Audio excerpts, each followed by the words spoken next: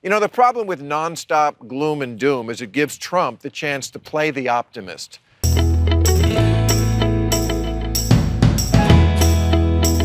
News sources have to rein it in. Everyone knows corona is no walk in the park, because you literally can't walk in the park.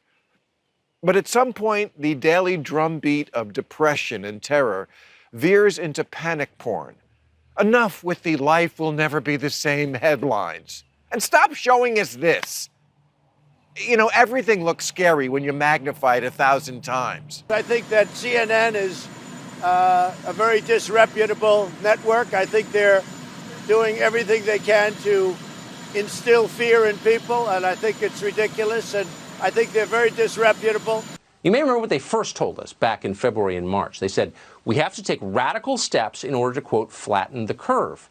Well, 6 weeks later, we're happy to say that curve has been flattened, but it's likely not because of the lockdowns. The virus just isn't nearly as deadly as we thought it was. All of us, including on this show, everybody thought it was, but it turned out not to be. Hospitals never collapsed. Peter Navarro, somebody else who talks to Trump a lot, told him directly January 29th, you got to get ahead of this. February 10th.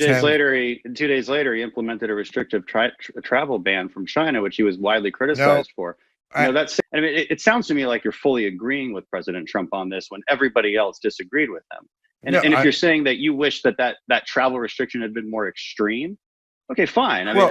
You apparently had the foresight back then, but when nobody else did. But the fact is, you should wish for a recession, because that will definitely get him unelected. Okay, but Bill, you don't really want a recession. I really do. I will give Bill Maher credit for one thing. He is saying out loud what a lot of people are really hoping for, a lot of progressives are really hoping for. And I hate to say it, even in the financial media, I feel overtones of this sort of hoping for a recession.